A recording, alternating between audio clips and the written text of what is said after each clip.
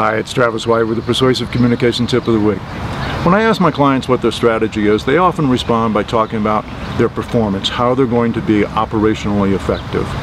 Again, that's not a strategy, so I'll often ask a follow-on question of, what wouldn't you do? What kinds of business would you turn down? What kind of business would fall outside your domain of expertise? Some of my clients will say, well, we wouldn't turn down business. Why would we do that? That's a silly thing to do. And then I think, gosh, not only do they not have a strategy, they don't understand what a strategy is. A lot of what a strategy is what you don't do, what falls outside your boundaries, what falls outside your area of expertise, where you can't help make the customer stronger, where you can't help improve the customer's life. Inside your domain, you define those boundaries. Good example is a company I worked for, enterprise software company. We defined our boundaries by industry. We said we serve hospitals, we know a lot about hospitals, we don't serve pharmaceutical companies. We know a lot about the fashion industry, making shirts and clothing and so forth, but we don't know much about the footwear industry. As it happens, it's a very different industry. So we would refuse business. Somebody would ask us to bid, would send us an RFP, we would not bid on it.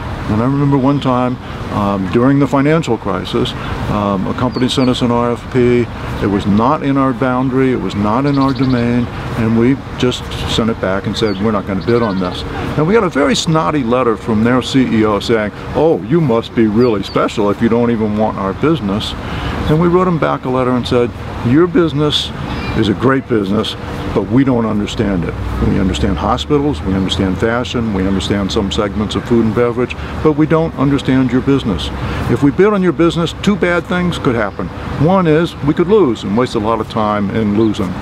Two is we could win, and that would be even worse, because then we would be in trouble because we don't really understand your business, and that would put you at risk as well. So again, go back to the strategy. The strategy is to help your customers get better. Set some boundaries, and set some boundaries about what you're not going to do. Let everyone know about that, particularly your sales force, because your sales force is driven by deals and they want good deals. What you want is a good relationship, not just a good deal. So think about, what are your boundaries, what would you not do? That helps you define what your strategy is. That's the Persuasive Communication Tip of the Week. See you again next week.